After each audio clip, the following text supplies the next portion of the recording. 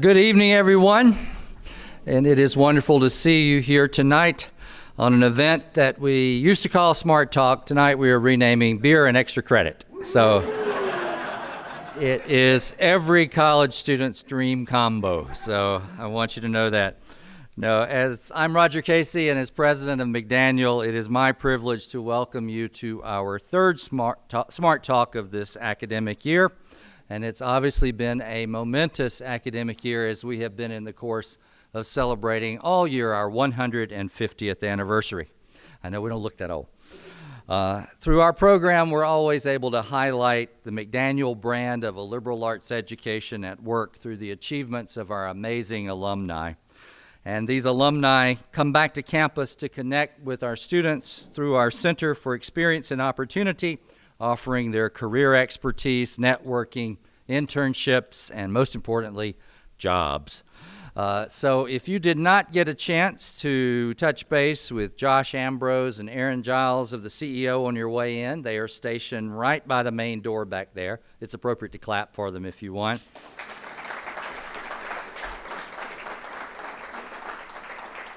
And it's especially appropriate to clap because it's Aaron's birthday. So happy birthday.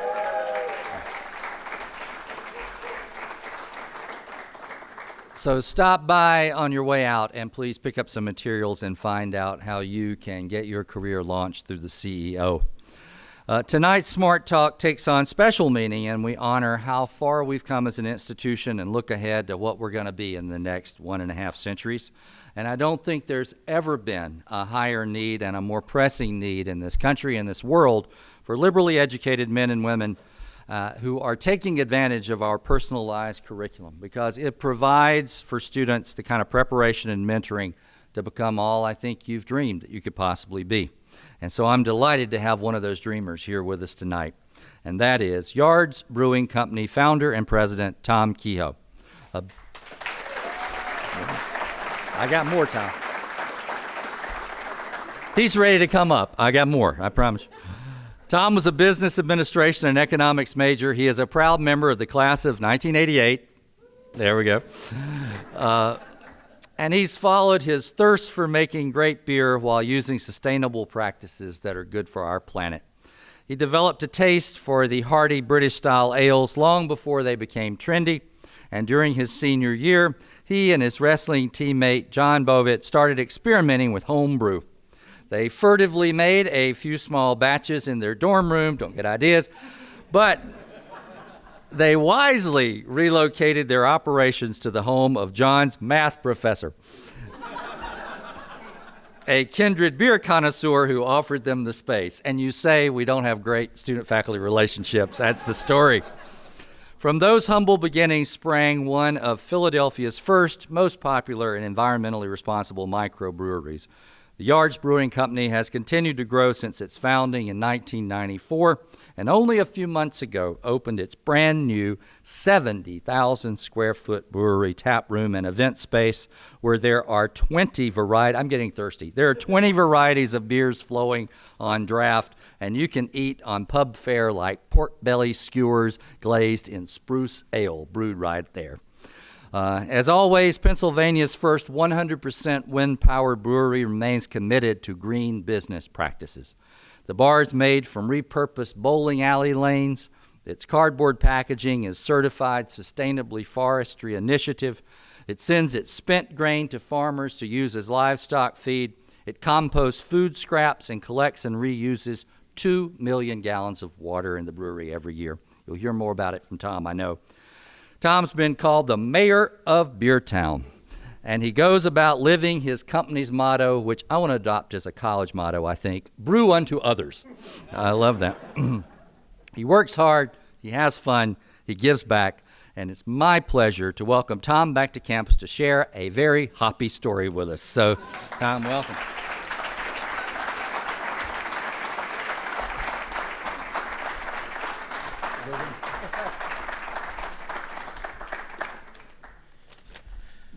Well, that was half my speech. That's awesome. No, this is absolutely great. I'm so happy everybody showed up to actually hear me. It's really overwhelming, and I really appreciate it. people always ask, so how'd you get into brewing? It's like, well, I was making beer in my dorm room. And they look at me and they go, sure you did.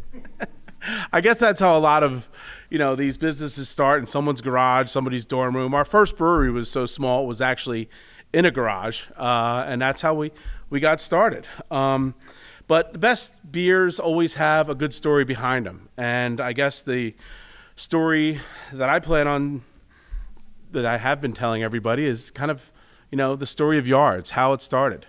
Usually don't get nobody really asks more than that. We're like, past the dorm room, but I figure since I'm here, only a couple 100 yards from the dorm room we started off in, I figure I might as well say a little bit about that. So, our first batch of beer, I was second floor of Blanche Hall, and we used the laundry room where we put our sort of heating little burner and everything to boil the beer, boil the wort. We bought a brew kit up in Philadelphia and brought all the buckets down and the hops and everything, and we're ready to brew beer.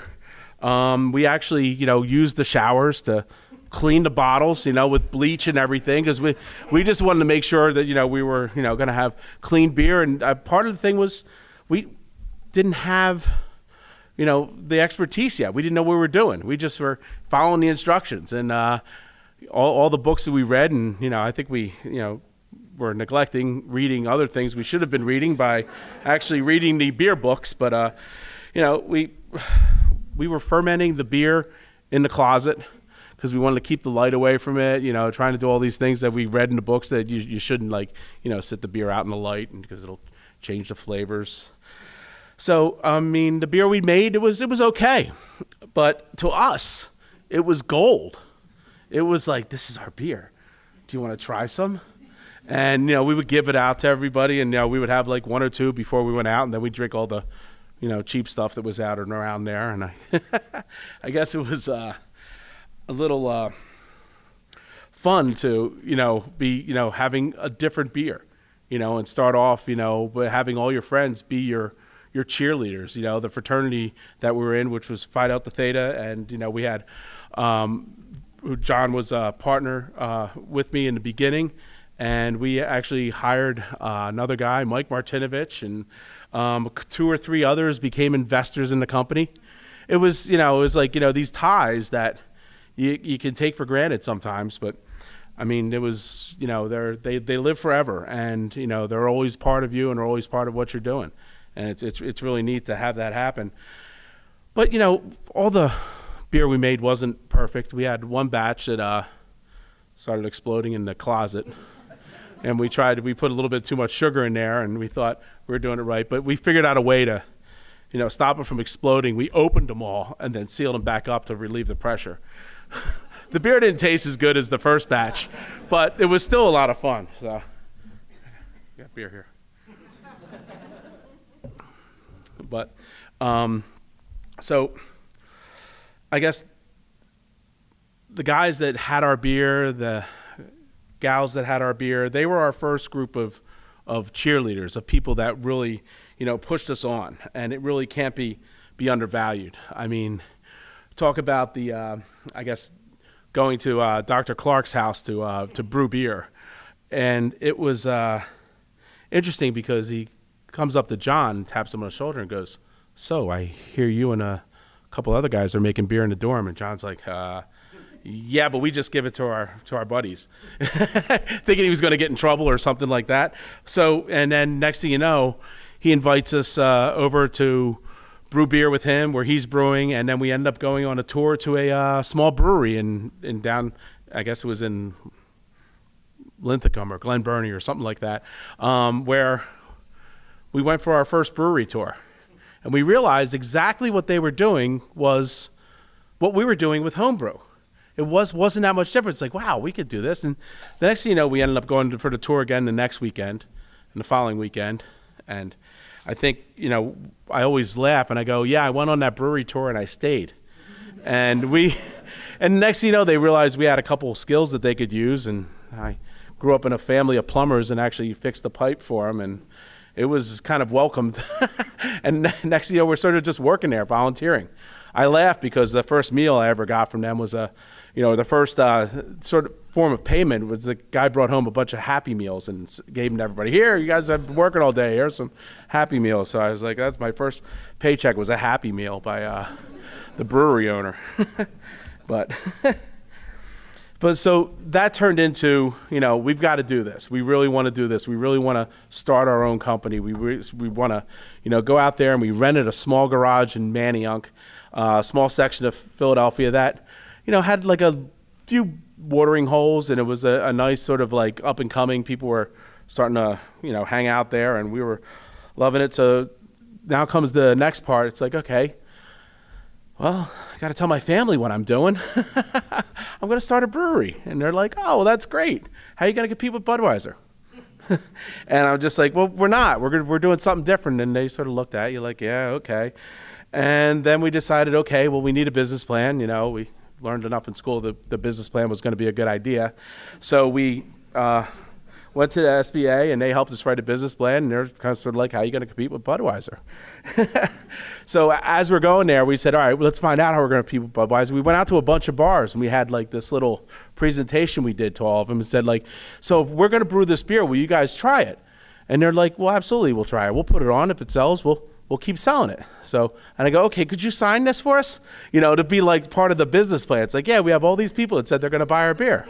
And then we, started looking at us, and nobody was like believing that we're actually going to be able to do that. So they sort of glazed over when they said like, oh, we're going to start a brewery. So it kind of made me think of sort of sitting in Dr. Seidel's class and mentioning a word, EBITDA. And that just went over me, but it's something that I guess later I found out that actually means something. So, so that was the first brewery. We got beer out. We were, selling beer. It was awesome. And, that's where the journey began. Selling beer, being, the beer guy going around. Every time our beer got tapped, we showed up, and we were part of the tapping of the beer. And, it was really just down to earth, grit, getting there, doing everything. So to do that, we did everything that we were taught in our class was to, run up your credit cards, empty your bank account, and start the brewery. And it definitely worked out. But, it's just like, it's a long process. And, things happen along the way. We're now in our fifth brewery, who just moved in. And, the things that happen along the way, you actually start becoming part of your community. You start becoming more than just a business. It's a place for people to come by, visit. It turned into, little more than being just a business. You were part of what was going on. You were always, helping out. We ended up basically giving away about 3 tractor trailer loads of beer a year by people just signing up and, doing different events. And it's a way for us to help that it promotes our brand. And at the same time, it kind of, made us feel good about ourselves. And as we grew, we decided, well, we need to come up with some values. So we started doing value statements and growing into becoming a real company by having these value statements. Like the first one was always commitment to craft. Commit to what we're doing, believe in your goals, do everything you can with that. Social stewardship, which is community, altruism, friendship, and being friendly to the environment. All that stuff is part of it.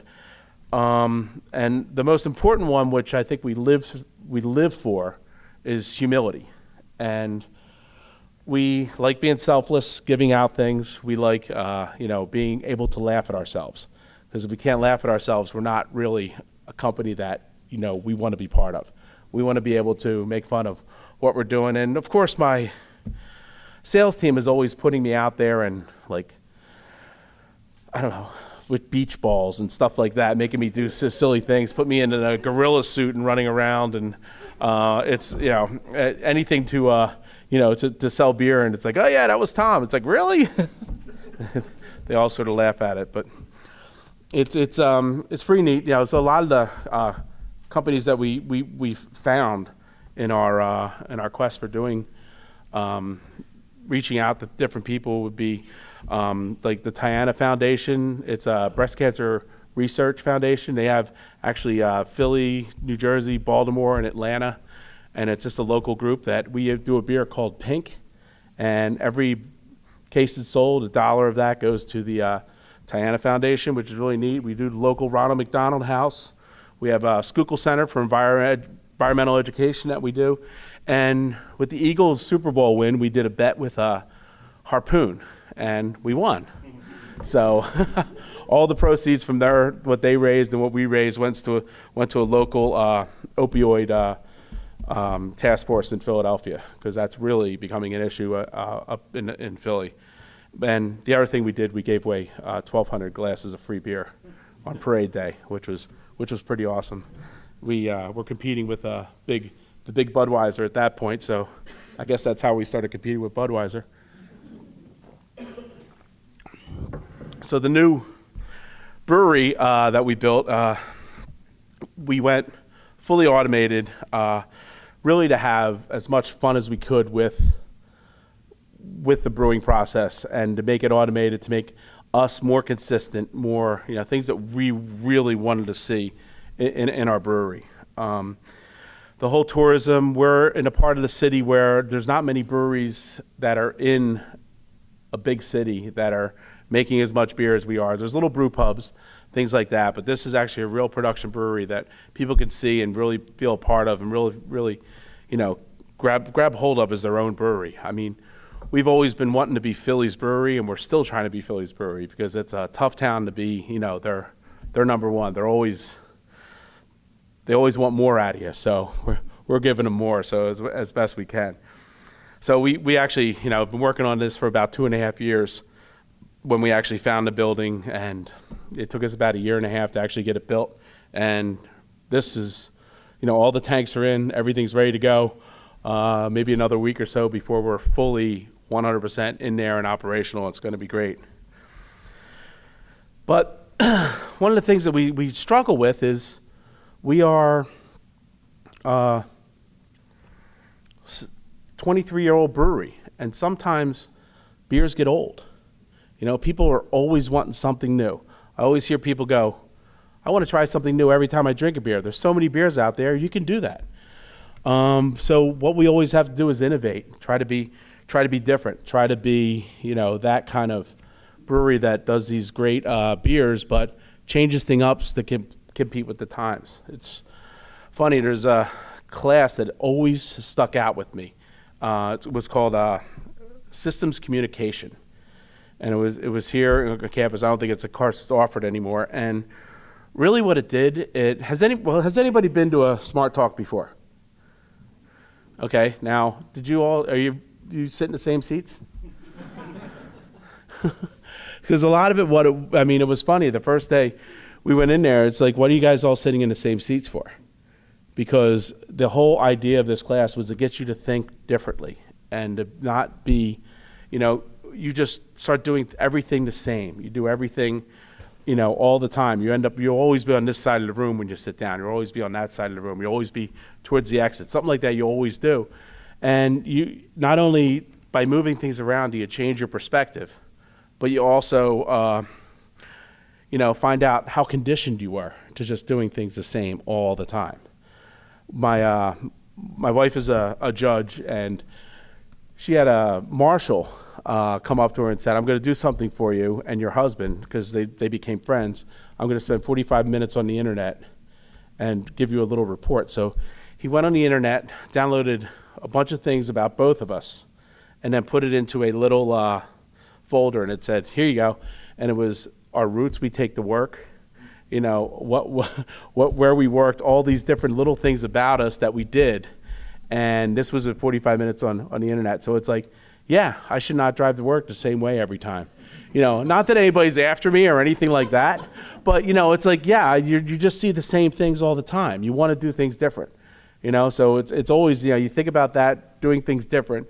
And the same thing with brewing. When you're innovating and trying to do these new beer styles, there's always something new out there. There's always a way to do what somebody else is doing differently, and put your own signature on it. And that's what we're always trying to do at Yards. And that's what I'm always trying to do. So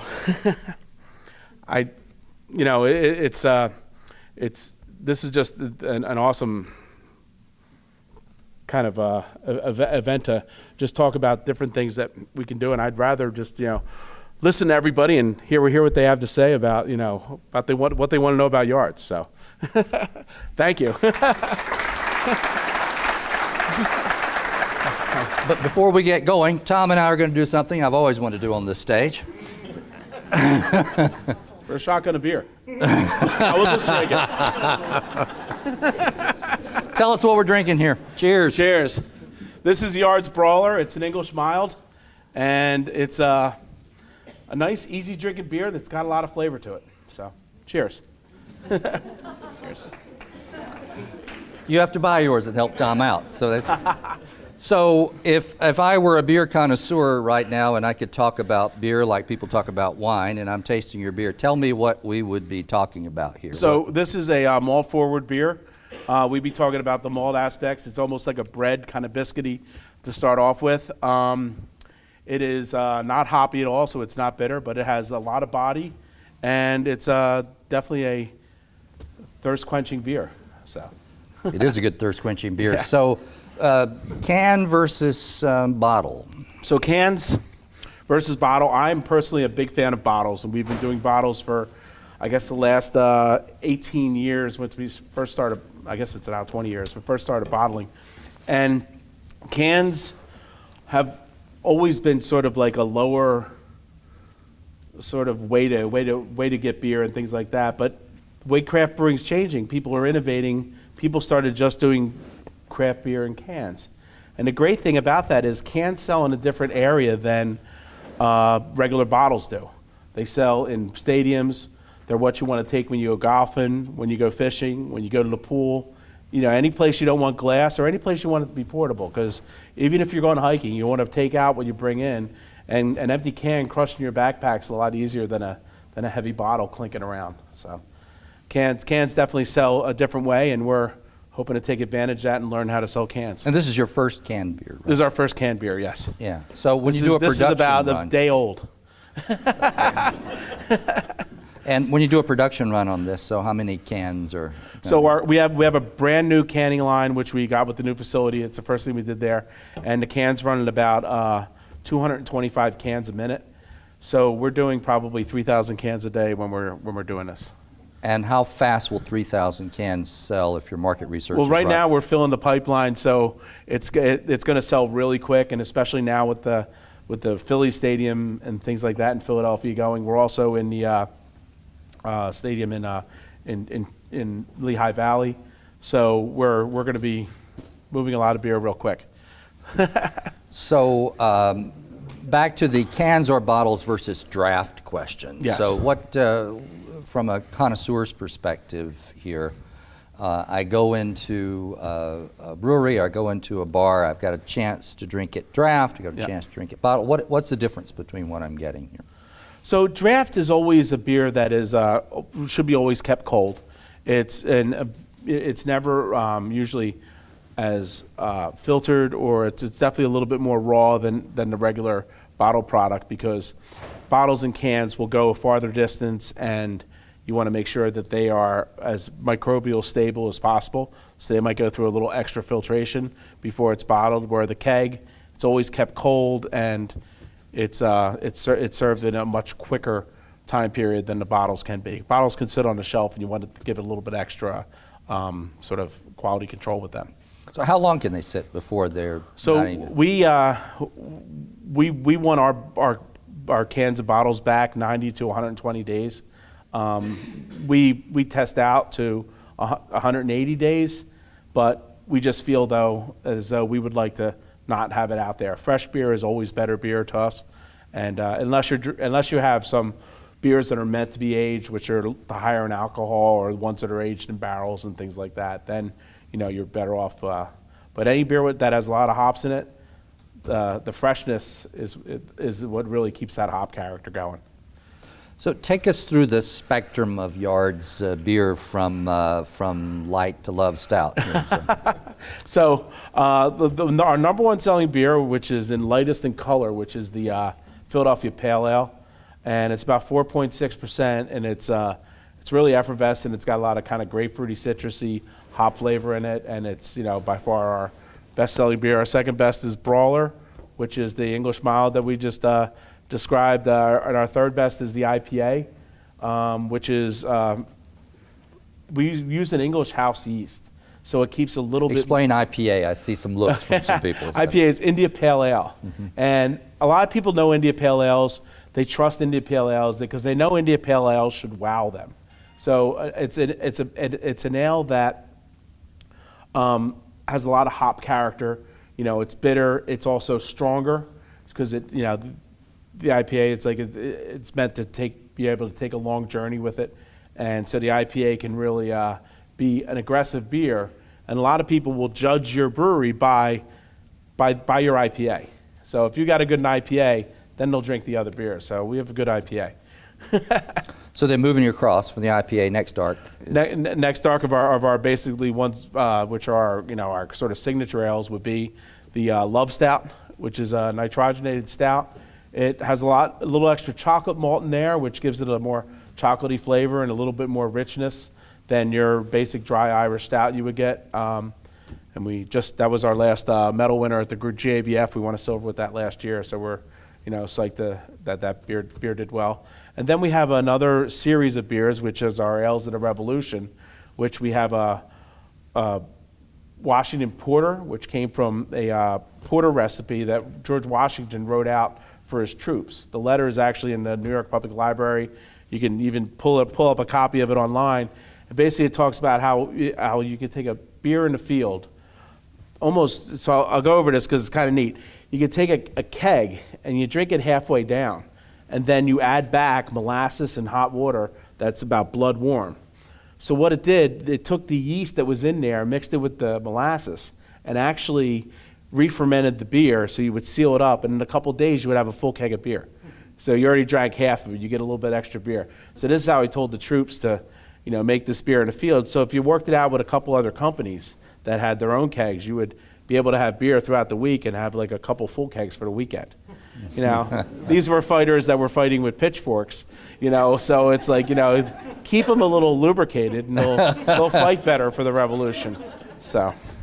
And the other ales in that series. The other ales in that series is the Thomas Jefferson's Golden Ale, which is a big, strong golden ale, and he had a real big thing about agriculture, and he would talk about how he made this beer with all ingredients that he grew right there in Monticello, and he hired a brewer to come in and teach some of his servants how to make the beer and things like that, and they would make the beer. And he actually, finding out all these parts about his recipe, he actually made beer that was really strong. And when we decided to do Thomas Jefferson's ale, it was supposed to be 11 to 13%, and we were just like, well, we can't do that to tourists in Philadelphia. So we made it 8% and thought that was strong enough, and we actually have a little honey in there and things that actually make it pretty unique beer. And actually with the honey and the oats in there really makes it very complex. And then the third one in that series is the Poor Richard's Tavern Spruce, and the Spruce is a spruce beer that they would use spruce instead of hops. A lot of times to kind of balance out some of the sweetness of the beer.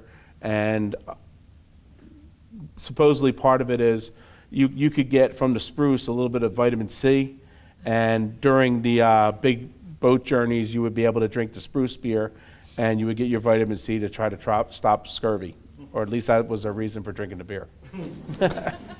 To scurvy. To scurvy. Hey, I'm with you there. Get some. All right. You left the porter out, didn't you? Some of the porter? No, porter was the one with the molasses. Oh, the molasses is the porter. Washington, Sorry. yeah. I said his favorite. That is my favorite, is the porter, and love stout, which is, I think, spectacular beer. Gravity. What is gravity? Gravity. Gravity is how you measure the amount of sugar in your mixture when you're brewing beer. So you would,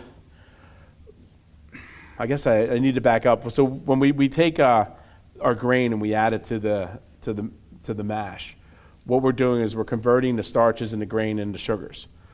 So we come up with this sugar water called wort, and we measure how much sugar is in there by the gravity. So just through your basic specific gravity from a hydrometer that you would do in your science class. So the more sugar in there, the more potential you have for more alcohol, because the yeast is going to eat the sugar and turn it into CO2 and alcohol. And that's kind of the basics of brewing. So I love one of the questions which sort of dates generationally here. So you couldn't order any of this stuff online when you were in college. No. You know, and you couldn't get it delivered the next day by Amazon. No. Or the Amazon drone that afternoon. So how did you get the equipment you need? How did you get this stuff you needed when you're in college and you are in the bathroom in the residence hall trying to start brewing your wort? Well, the bottles were easy. Mm-hmm. There was empty bottles all over the place, and we would save the good ones. And sometimes you'd have some guys that maybe their parents visited and they bought the Grolsch with the little flip top. Yeah. So we were able to save those. Even better. But there was a few homebrew shops around, and a couple liquor stores that might in the back that someone talked them into buying some. Selling some beer making equipment, so we would go to search out those places and get the different ingredients. I mean, in the beginning, it was we just bought a can of beer syrup, boiled it up, and then fermented it. And you could get this in Westminster, or Well, we were going to Philadelphia to a Home Sweet Home Brew and getting it there. Since I was from that area, it was easy to stop on your way down and load up on supplies. And then I think out in near Annapolis, there was a place that actually was a liquor store that was selling some beer making equipment. So we would just it would be a road trip.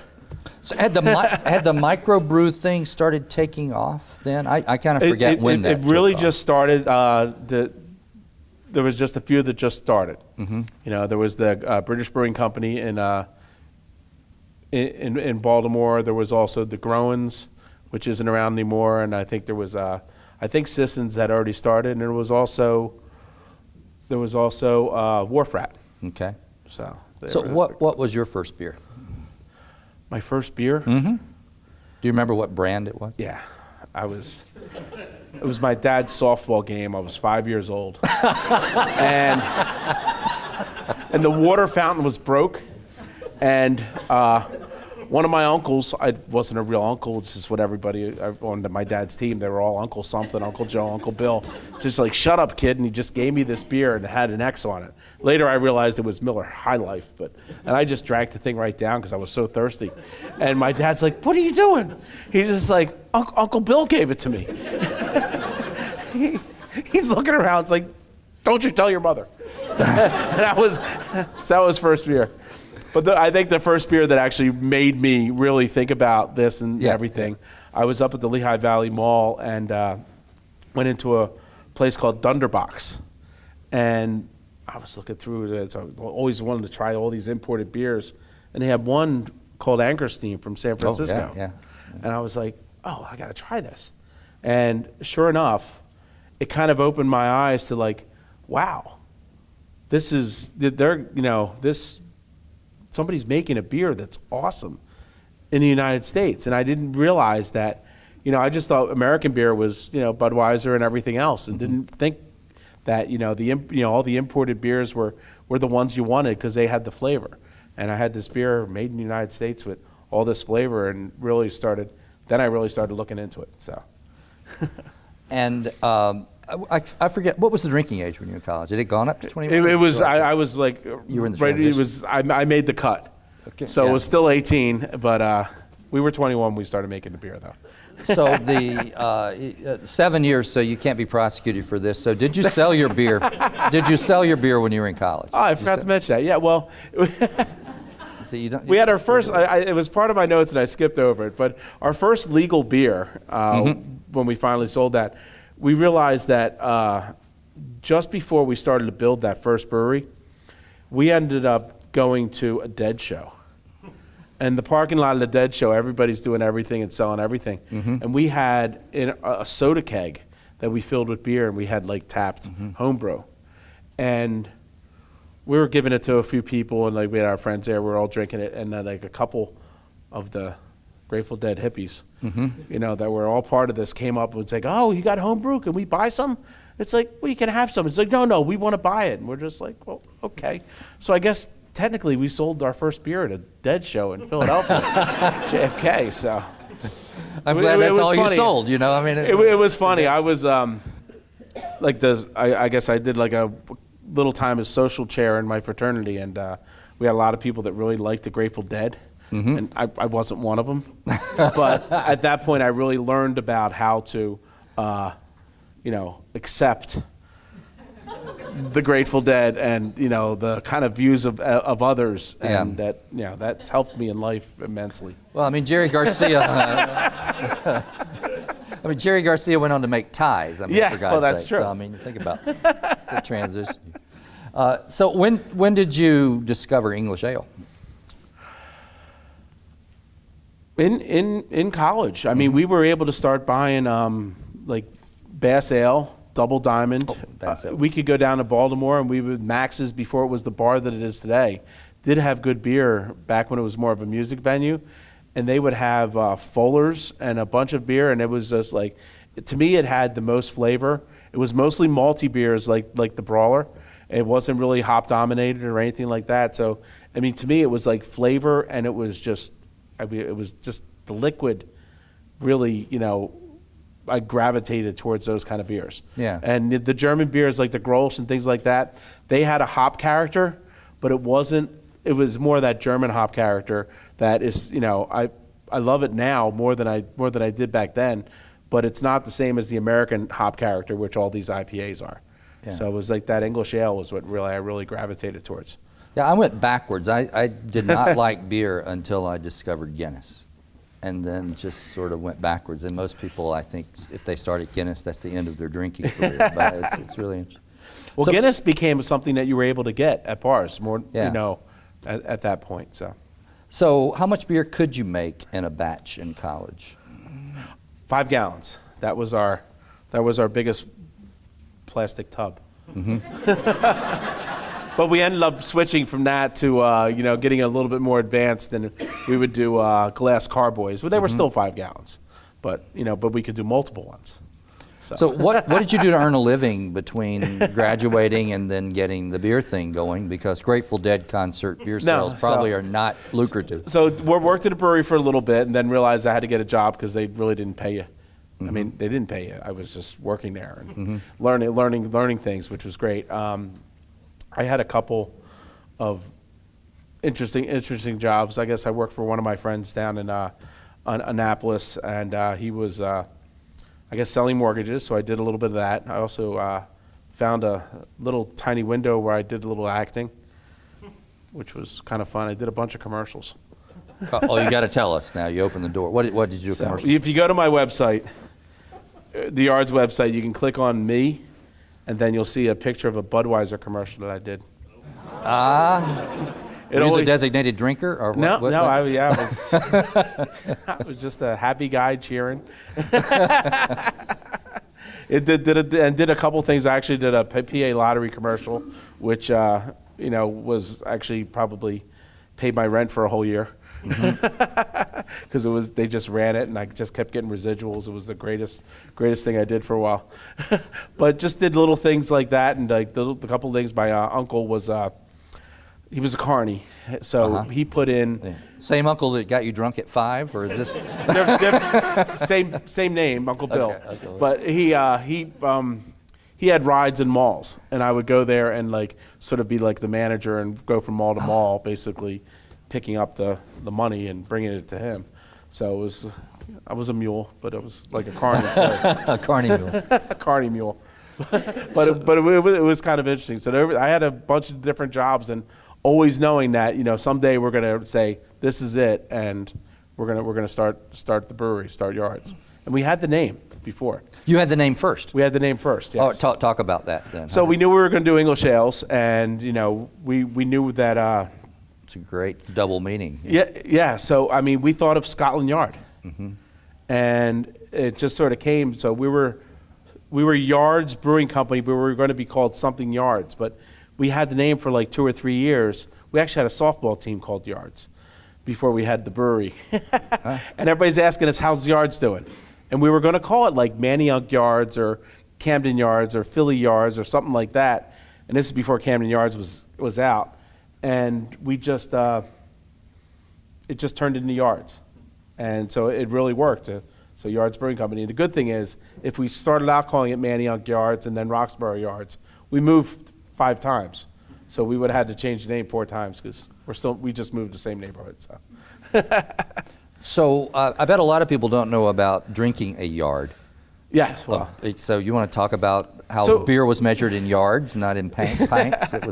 So that was one of the things that we were almost embarrassed. Like, oh no, the yards are such it's so frat boyish to drink a yard of beer, but because we wanted to be a little bit more than that.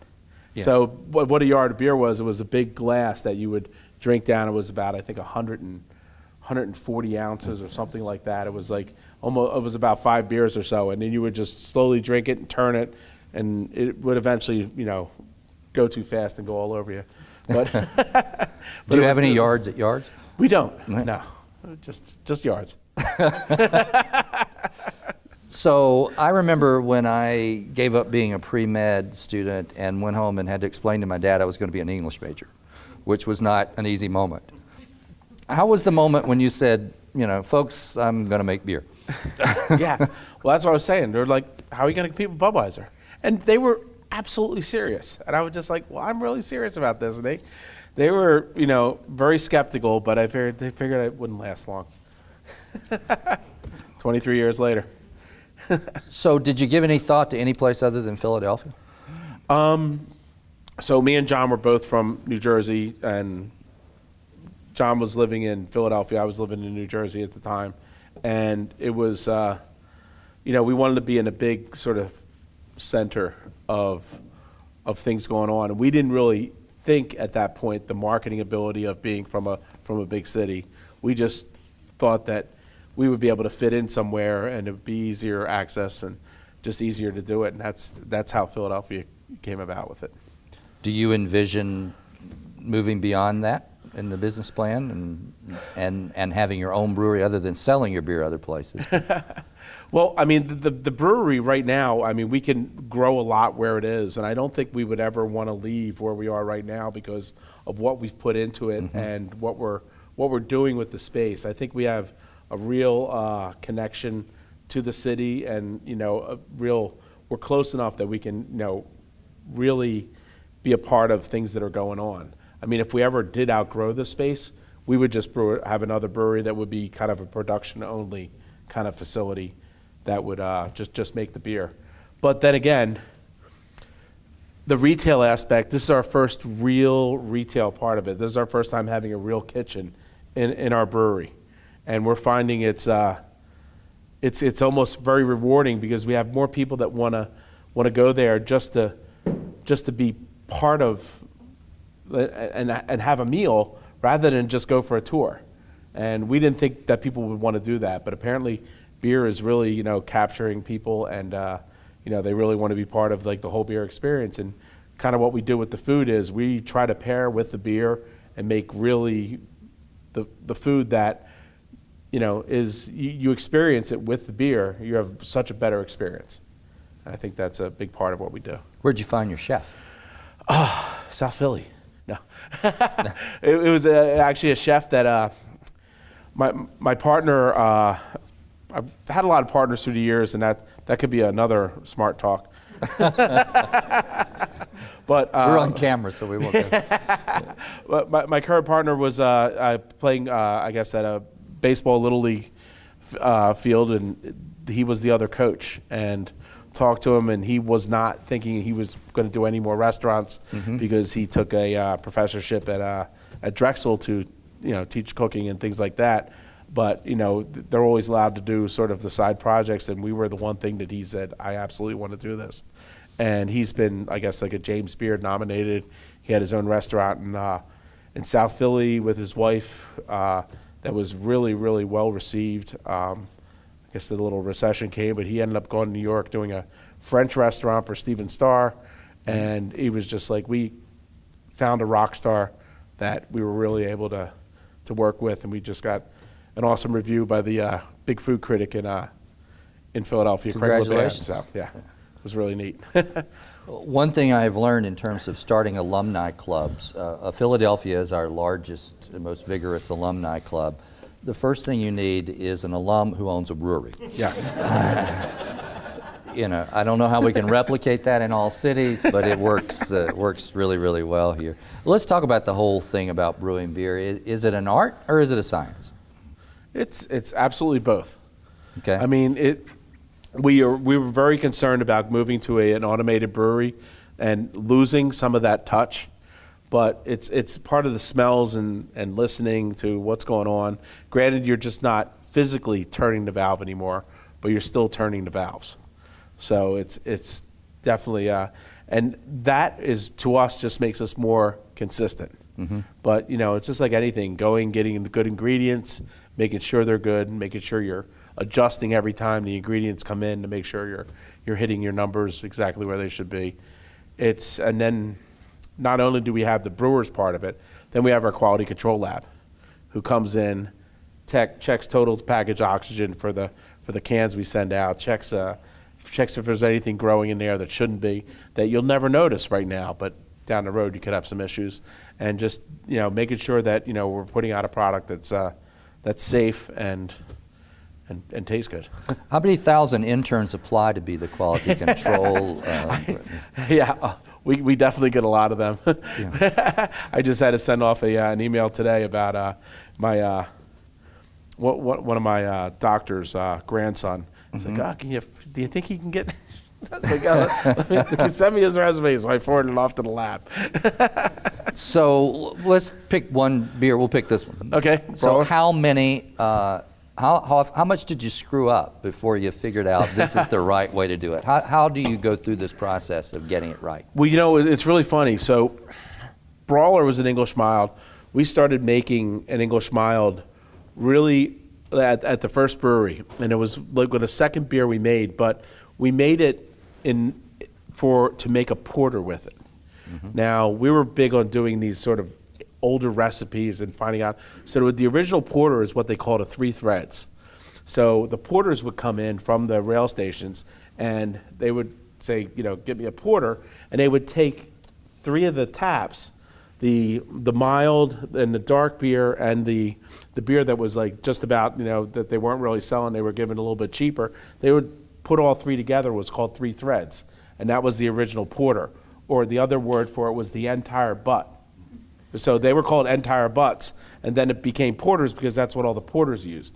That's what all the porters were drinking. And then it became such a popular drink that they just made the beer. So it was easier just to pour it once rather than go 1, 2, 3 and fill up the. So what we did the original entire butt with only 2 beers. We did the mild and the imperial stout and blended them together. And that's how we did our original porter. So this beer was around, but we never sold it as anything but a dark mild. Mm. We had the Brawler name, and eventually we just decided, like, okay, this beer came out in, technically the way it is right now, in 2008, mm-hmm. and immediately became one of our best-selling beers. And so who comes up with the names? Do you hire a firm? You? A bunch of people sitting around drinking beer? It's mostly us sitting around drinking beer and trying to figure out some good names. The last crazy name we came up with was Cicada. Mm-hmm. So it was funny. There were people in the office talking about cicadas, and I'm thinking, like, what is this, a wine, or it'd be a great beer name? And they were like, no, it's the darn locust stuff. And I was like, the bugs. And then it just turned into, it's like, yeah, it's a great beer name. And somebody got a print from the print shop in Philadelphia, the guy that's always on the Antiques Roadshow. He has a print shop in Philly, and we ended up getting a print of a cicada, and then that became our label. And it was kind of neat to, have a beer just come to us. It's like, that's a great name. It sounds like almost like a wine from California. Oh, cicada. Love Stout? Love Stout. Well, that has a great story, and it was interesting. Love Stout, we started out, we read this book of Michael Jackson, who was this big beer writer, talked about how we would always find oyster shells behind breweries and didn't know why. And so it was an oyster stout. We would actually put the whole oysters right into the beer, into the boil, let it boil up. We'd pull them out, and they were cooked, so we'd eat them. It was actually a fun day at the brewery. But the reason is the shells would leach some calcium into the boil and change the pH of the beer and actually round out some of those harsher, sharper edges you get from darker malts. So it was a very round, smooth. We actually do that now by adding a little calcium to the beer, without doing the shells, because we're worried about the whole allergen issues with beer and things like that. So we take those extra steps. But we originally called it Oyster Stout, Yards Oyster Stout.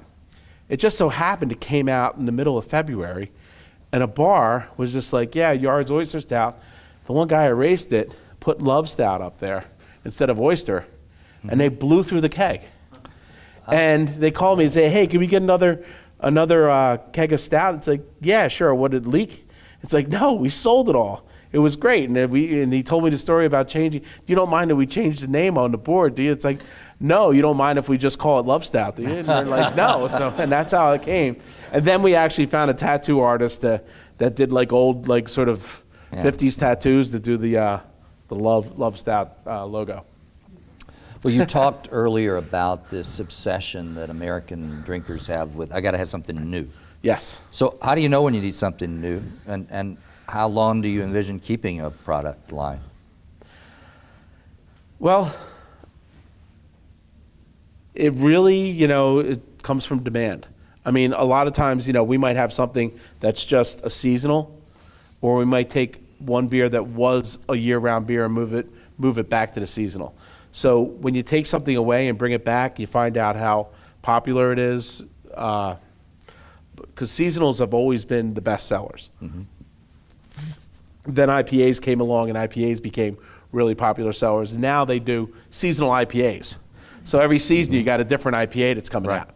And now they even have the New England IPAs, which are IPAs that somebody forgot about, but just packaged, and they're all cloudy and nasty looking, and they don't last very long. I'm not a big fan of those. I like a cleaner beer. So are you guys one of those group of people that spend just like a ton on marketing research trying to figure out what people want, or do you say this is what we're going to do and then put it out there? We actually do spend a lot of time trying to figure out what people want. I mean, we will survey our own people. We will survey other people. We'll pay for some surveys every now and then to find out, how we're doing. But we look for holes in our lineup. We had a hole where we didn't have a lager. So we actually made a lager this year, and it turned out to be really, really, like, we all love it, and it's going to definitely be a beer next year.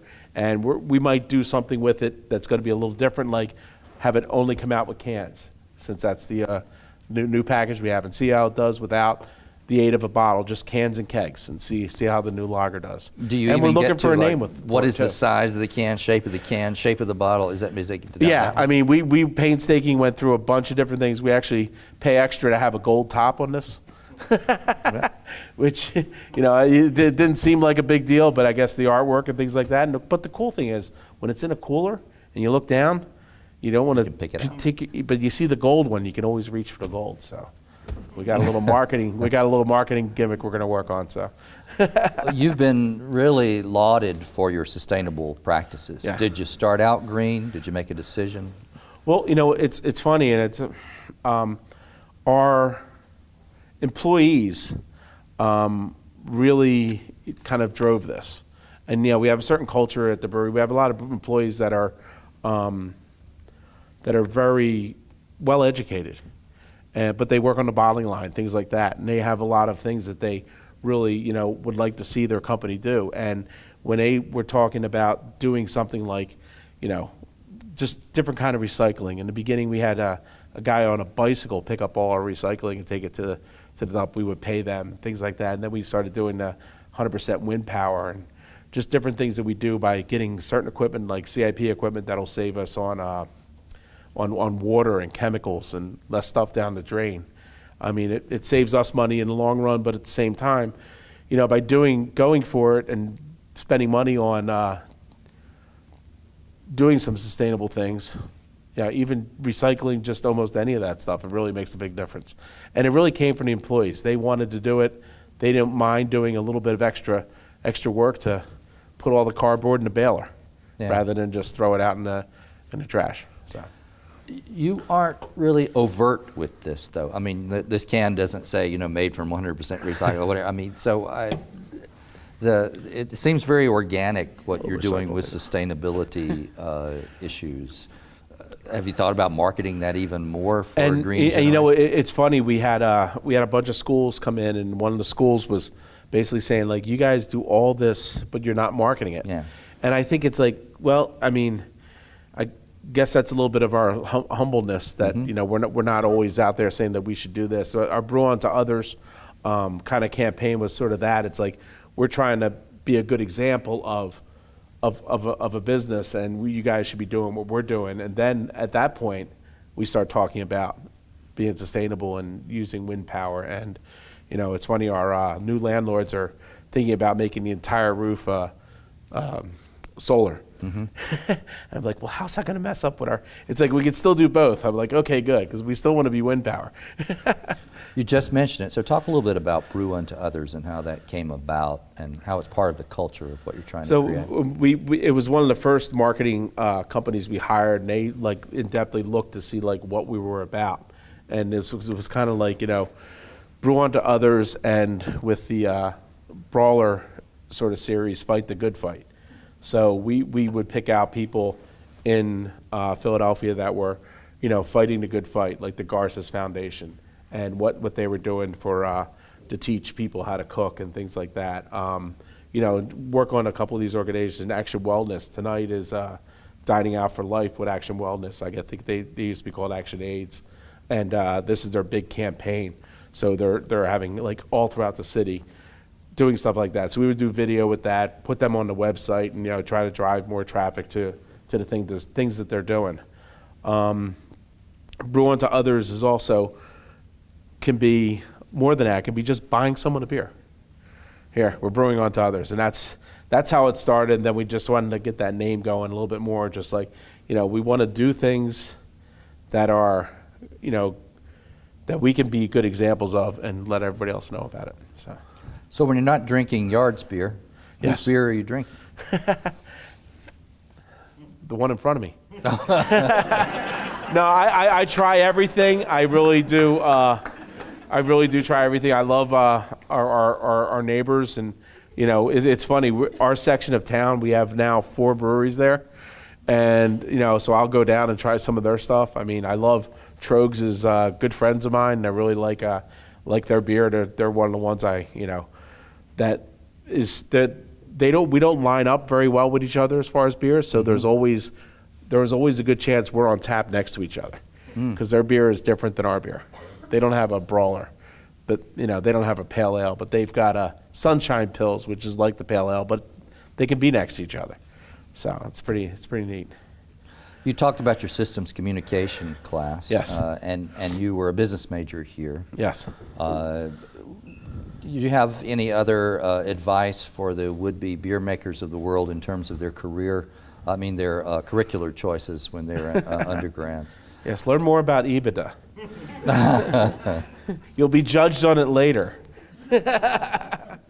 So it's funny. We always laugh. It's like, yeah, because in the beginning when you're building a business, your head is just grinding out and doing things you got to do. But later, when the business starts to become more established, and you start looking at numbers and start looking how to grow and what you need, things, you make decisions more like a business person, and that's hard when you're trying to do things that are sustainable, because sometimes that's always like not the cheapest way to go. So you got to look at things and what it's going to give you in return, things like that. So if you could sit at your new beautiful brewery, yes. and drink a Yards beer with anyone in the world, dead or alive, Who would you want to have at the table to share a cold one with?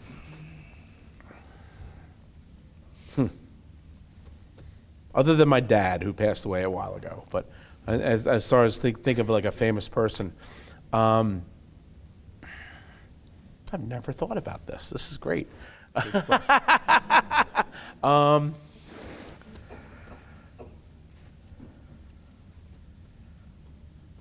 Wow, I just really, something's got to come to me. You got a famous brew maker you'd sit down? Well, I mean, yeah, it's there's a guy called Hodgkins that basically he was the first guy to do an IPA, and the way he did the IPA is the way I always tried to do our IPAs. So I think he would be a great brewer to sit down with, to do something like that. Yeah, I think that would be pretty cool. And then of course there's Jimmy Carter, who led us all to homebrewing. He's the one that signed the law that we're allowed to homebrew again. So his brother Billy could sell Billy yeah, beer. How about it? Which is the only beer my father ever purchased in his whole life, was a Billy beer, a teetotaler. So great story there. Well, I got the great opportunity, as did you tonight, to sit down and have a beer with the guy who made it possible. You've done a phenomenal job. We're really proud of you. And please join me in thanking Tom Kehoe and wishing him the best with the Yards Brewing. Thanks.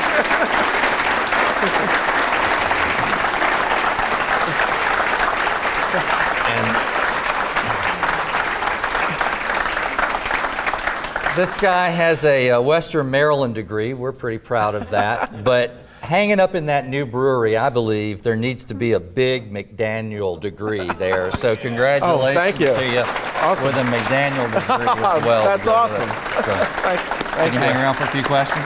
Yeah. So I want to thank you all for being here tonight. We got a lot of great events coming up over the last couple of weeks for you seniors. You know what it all culminates with. And Tom has graciously said if you got some questions for him, he's glad to hang around for a few minutes to answer them individually. Thank you so much for being here tonight. We really appreciate it. Thank you, Tom. Thank you. Appreciate it.